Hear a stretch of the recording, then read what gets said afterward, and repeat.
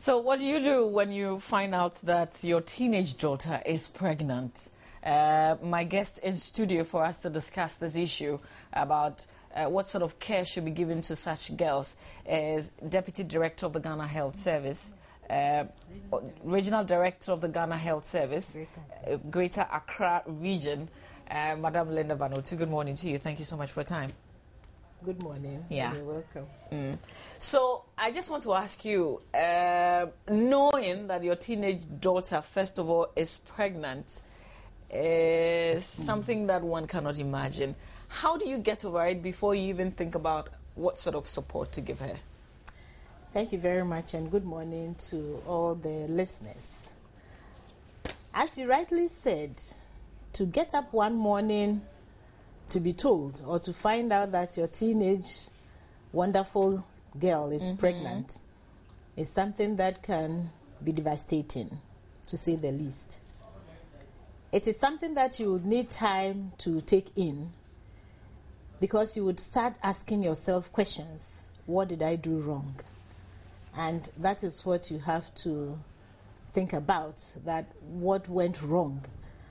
I think that when that is done and you overcome the initial shock, then you can think about what to do for this young lady so that her life would continue, for her to grow up to be a useful person for the family and for the society. Okay. So we're talking what sort of medical care should be given, maternal medical care should be given to such a girl. I mean, is it the same as any woman getting pregnant and you going for antenatal, or is different? Well, let me first of all explain that as children grow up, there are some changes that take place in their bodies. And one of those changes is for a young girl to feel like having sex, or for a young boy to feel like having sex. It's all part of growing up. And it is what we do at this time to teach them to understand that this is part of growing up. It doesn't necessarily mean that you have to do it. If we don't do this, then we will get a lot of them pregnant, or a lot of boys can make girls pregnant, but it will not solve the problem. Okay. So we need to first of all understand that we need to teach them about growing up and developing. So here, I guess you're talking sex education. Yes, and growth generally. That as a baby learns to walk and to sit, eat, do all things for himself or herself, the same way as you're growing up, you have to be taught that as I grow up, I'll have this feeling. When a boy touches me, I'll feel this way. But it doesn't mean that I should necessarily go and have sex. And we should also teach them about sex education and let them know that if you have sex, you can become pregnant. A lot of things can happen to you, and your life may not be exactly as you would wish it to be. Okay. So that is it. Now, if a girl becomes pregnant, we take care of this girl and the pregnancy. Are you better off, I mean, for the sake of the girl and her education, are you better off getting rid of the pregnancy? I mean, we posted on Facebook, what will you do if your teenage daughter gets pregnant? Will you get rid of it or keep it? A majority of the people say keep it. But there are others who are also saying get rid of it because she has to go to school. You see, getting pregnant doesn't mean that's the end of your life. That's what I believe. If you get rid of it, you will live with it. You will always remember. There are some people who have become pregnant, they have had abortion, and for the rest of their lives, they have never forgotten it. It is not so easy. The mental torture comes in. Maybe you think that the girl is young. She gets pregnant, you think that's the best thing to do so that you can go to school. Does having a child stop you from going to school? No, it doesn't. So you can become pregnant, but you can still go to school. That is where we need the family support. That is where we need the health sector support. That is where we need the government support. We need support in terms of what to do for these young people. If you go outside to some countries, you find that a lot of girls become pregnant. The US, for example, you have a lot of teenagers who also get pregnant. But they have structures in place where if you want to go back to school, you are supported to do that. Wouldn't that be encouraging more young girls to get pregnant? After all, it won't stop me from still going to school and becoming what I want to become. You see, that is why I said that from the beginning, we need to teach them about growing up. If you look at the statistics, whether we do that now or we don't do that now, there are still a lot of girls as young as 10 years who are having sex. How does the statistics look like for the Greater Accra region where you are the director? Yes. When we look at our statistics over the past 3 to 4 years, and we look at the pregnant women who were registered in our health facilities, about 6% of them were young people below the age of 20. If you look at those who are 10 to 14 years. 10 and pregnant. To 14 years. I mean, I can't imagine. How does that look like? We registered 10 and pregnant. over 100 of them in 2013. And if you look at those who are 15 to 19, close to 6,000. So you find that there are still a lot of girls who become pregnant.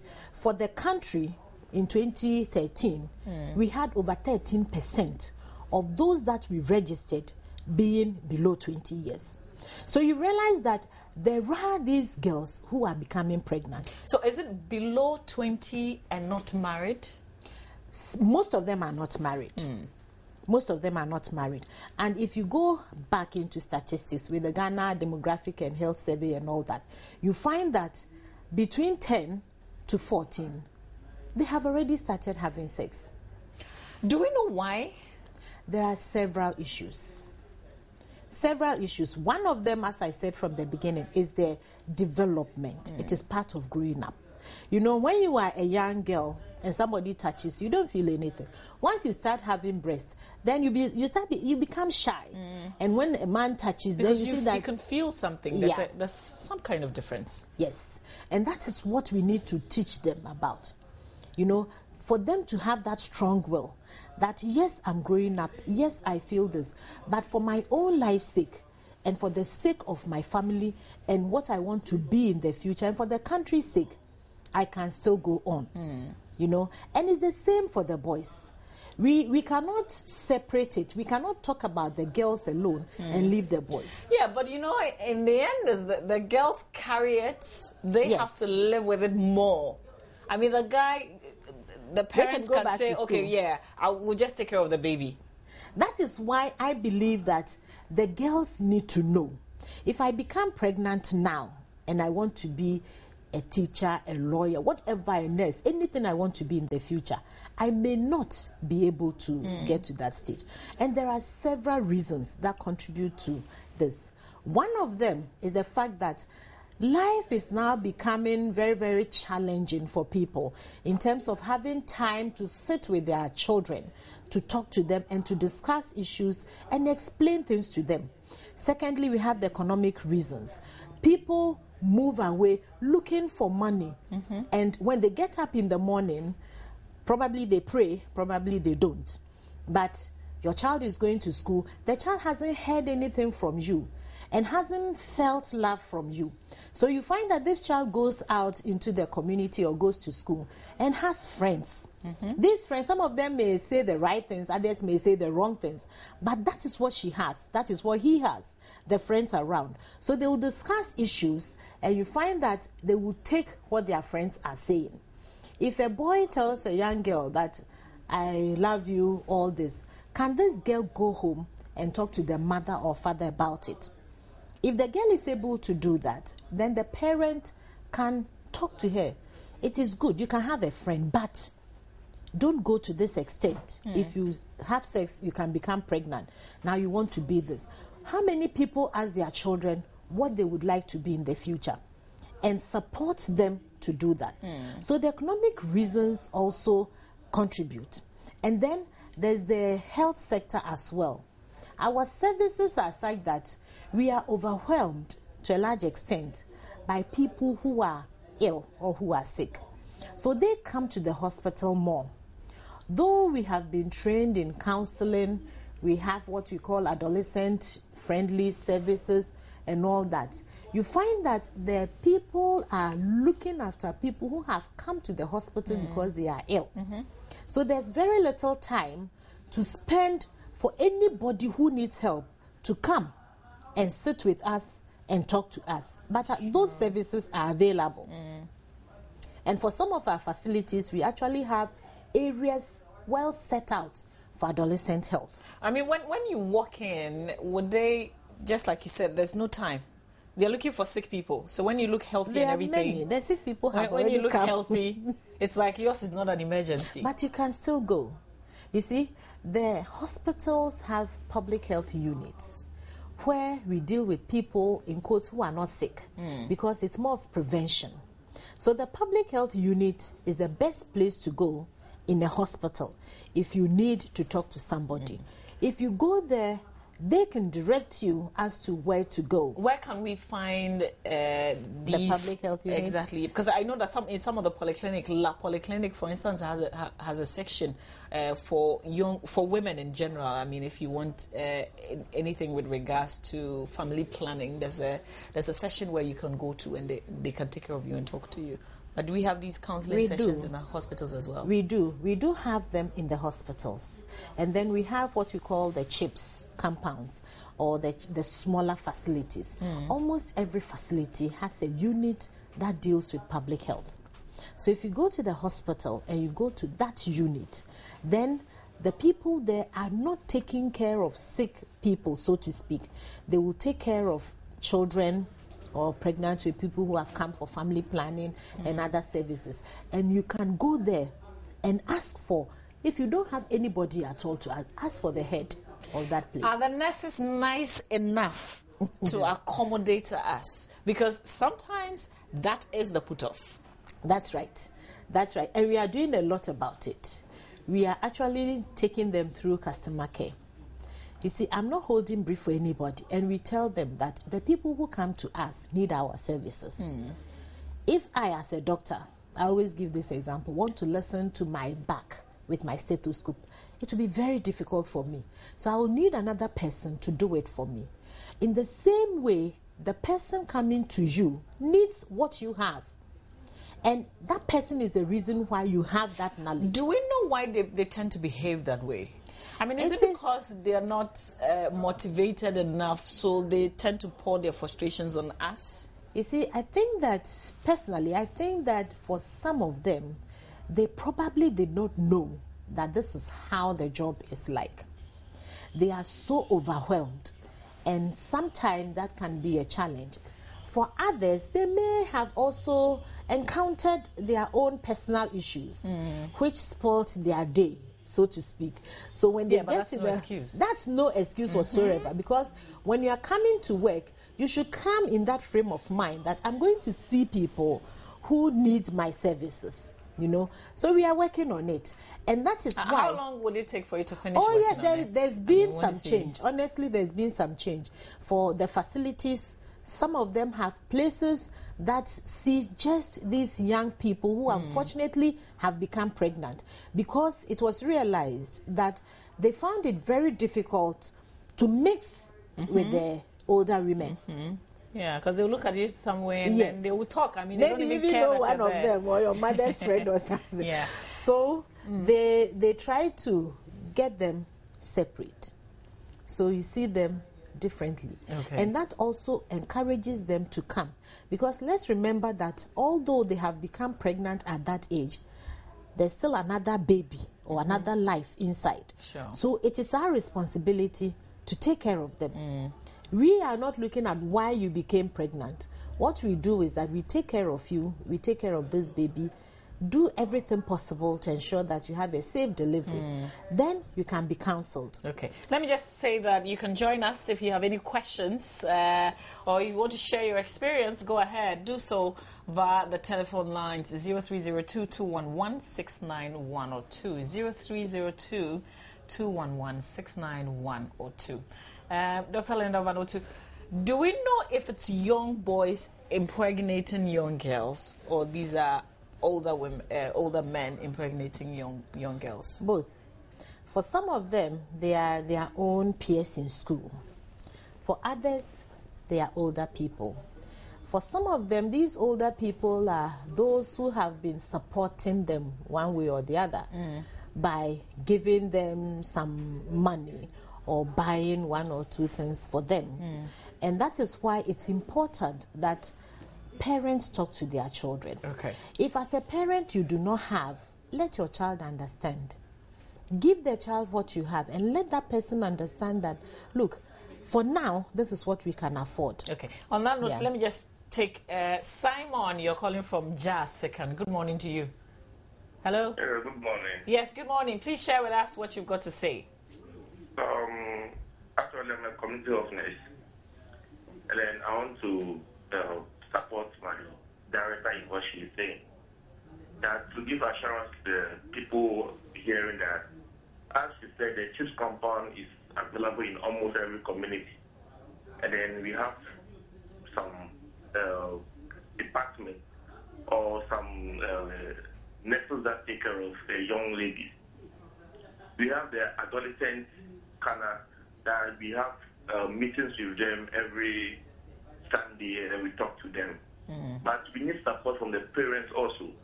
Because sometimes you say it and then as they go and discuss with their parents at home, their parents give a different opinion about it. If you ask them not to probably talk in corners, their parents will tell them don't mind the nurses because sometimes they have some bad relationship with the nurses. So as my director is saying, I want to also appeal to the parents also that we need their support to make this way. Okay. All right, Simon. That's one opinion. Simon, thank you so much. We'll go to Bolga now. Hello, good morning. Hello, Paul. Hello, Paul. Hello, good morning. Yes, Paul, thank you for calling all the way from Bolga. Go ahead. We can hear you. Yes. I just want to contribute my quota to what you are discussing. Please do. Sometimes the parents don't do their work as your panel have just said. Because they think when they come there, especially now family planning is available for those adolescent girls to help themselves not to become pregnant. Then the moment you talk of family plan to them about the mothers, their parents, they think that you are going to spoil them, forgetting about the danger they may face when they go out, because the care now is not a care that the parenting is a problem in Ghana now. So I think this is a channel that we should be able to pursue it so that parents will realize that family planning is there to help these adolescent girls to be able to go higher in their education than to become pregnant. And some with the kind of parents some of them have, they even fear to go to the parent to say, oh, I'm pregnant. And they will go and do other things to cause abortions, which will end up either will cause their womb to damage or even they will die. Okay. All right, Paul, yes. Thank you. Thank you so much. Abu, you're joining us from Tamale. Good morning to you. Good morning. Good morning, madam. Yes, Abu, please go ahead. Yeah, please, madam. I want to draw the director's attention to the prevalent rate of teenage pregnancies in East Gonja. East Gonja in the northern region. What sort of statistics do you have? What's the issue? If I should change my statistics out, because I did not use any standardized research methods to do it, probably it may not be, considered. And I know the director there has she has her people there, and they will be ready to attest to the fact that teenage pregnancy rate in the East Gonja district is alarming. Okay, so why do you think it is so? What's happening there? Why do you think it is so? Madam, considering the education there, you see, when every 10 girls are to school, as a matter of fact, I've watched that trend for a while. 7 of them will stop at the primary school level, and 3 will proceed to the junior secondary school, and believe me or not, probably only 1, the 3 will proceed to secondary school. So, the educational way in which they handle education there, especially the girl child education, is alarming. So, and I believe, the devil finds work for the idle hands. So, if something done about education is going on. Probably, it will curb this teenage pregnancy rate in that district. Okay. All right. Thank you so much for your thoughts. That's your colleague there, very far away. But is there a way that you could get this message across? Yes, there is. There is a way we can get it across. I think that this should be a national issue. You know, all of us should be concerned that young girls are becoming pregnant at 10, or young girls are dying because of pregnancy at the age of 14 or 15. At that age, they should be in school. You know, that's what Has technology got anything to do with this? Well, for some of them where they are, you see that they don't have so much access to the technology that we're talking about. Some of them are not even in school. Some of them, I doubt whether they have telephones where they can watch things and all that. So you cannot blame necessarily technology. Right. I think that it is a whole family issue. It is a whole issue of getting us together to talk to our children. We're too busy. Yes. We're too busy making money and looking for money. To explain things to them. You see, I think that is better. And for some of the customs that were in place before, for example, if you were a Ga or an Ada or something, you had to go through a certain process before becoming pregnant. I'm not saying that we should go back to those days where you walk barely naked, so to speak, but we should let children know the values of being who you are. And I think they also need to be encouraged. You know, that is where what you tell the child is important. If a child is doing something, encourage that child in the positive way. But they'll tell the person, as for you, the way you are doing this, nothing good will come out of you. So this child, when she goes out, will just remember that even at home, I'm not valued.